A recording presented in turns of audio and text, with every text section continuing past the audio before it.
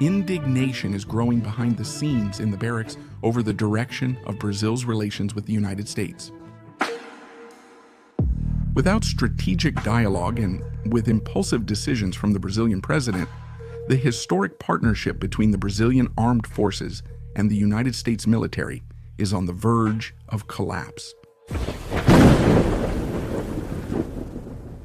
With increasingly strong signs that a military sanction may be imposed by the United States, the top brass of the armed forces fears this could paralyze entire sectors of national defense. Any blockade on the shipment of parts, software, or critical data could cause a technical blackout in military operations. Brazil's dependence on American equipment and technologies is total. Engines for the Gripen fighter jets, communication systems, radar sensors, and air control software all come from companies based in the United States. Any break in this chain would mean leaving the armed forces in the dark. The scenario is described as chaotic by both active and retired officers. Welcome to Life in the Barracks.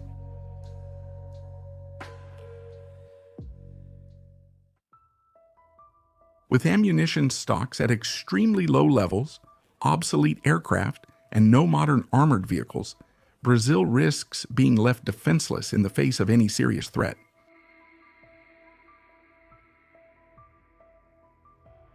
Air Force officers report that the backbone of the Air Force is still made up of F-5 fighters, which were produced more than 50 years ago. These are aircraft that no longer meet modern combat standards and depend on a complex international logistics system to keep operating. The Army is also in a critical state. The combat armored vehicles are worn out, haven't been replaced in years, and the few vehicles still operational require constant maintenance with imported parts.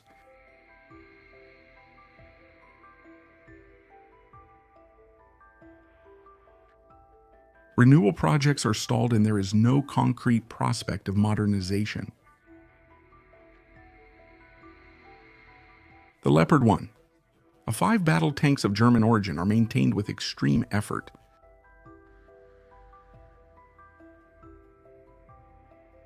These tanks have been retired in many countries.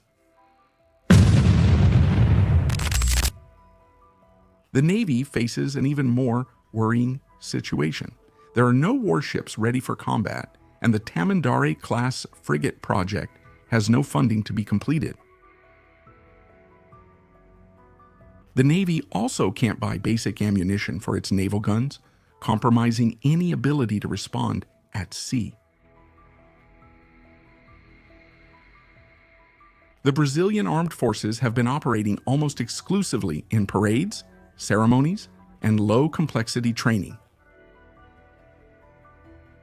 For high-intensity missions, there simply isn't the structure or equipment available. The Defisa.net portal revealed that military leaders have already held meetings with government representatives to warn about the imminent risk. Even with documents and data in hand, the response was silence. The government ignored the defense's appeals and maintained its ideological agenda.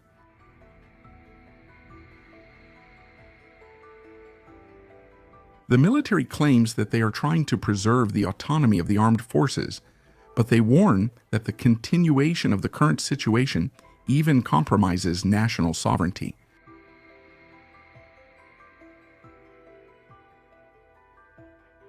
The lack of investment and the growing hostility with the United States are seen as dangerous decisions.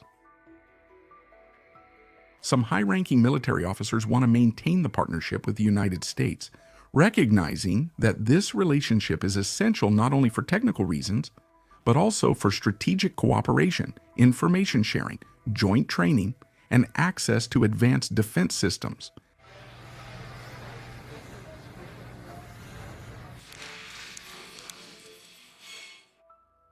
A break with the American military would put Brazil in a vulnerable and isolated position.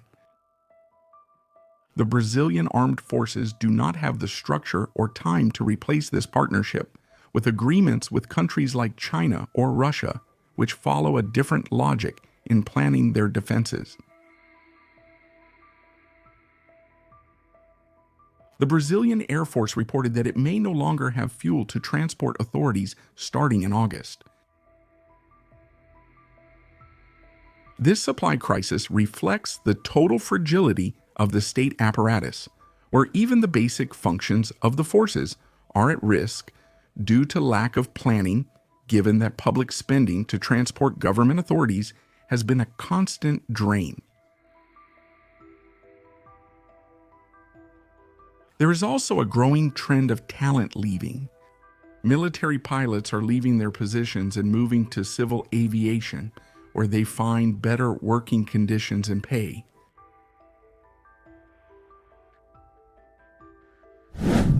This further weakens the operational power of the armed forces.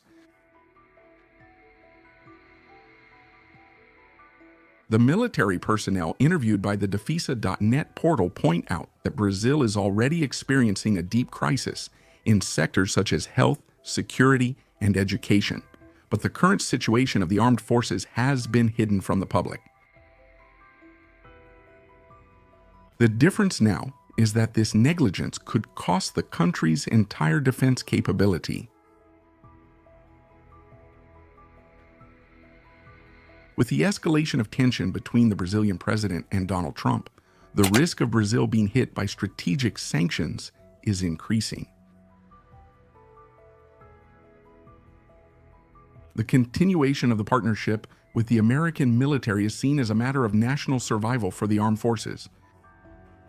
The officers of the three branches understand that without this support, Brazil will not be able to maintain its military deterrence or guarantee the security of its borders or critical infrastructure. The supply of parts, weapons, radars, and software by the United States currently keeps a large part of the command structure of the armed forces operational. Without this, Brazil would enter a defensive collapse within months. The military's appeal is for Congress and the federal government to understand that distancing from the United States in the military area represents an immediate risk, not an ideological debate. The country's defense cannot be compromised by international political disagreements. The military wants to maintain ties with the United States not out of convenience but out of strategic awareness. This is a historical relationship based on trust, interoperability, and the defense of common interests on the continent.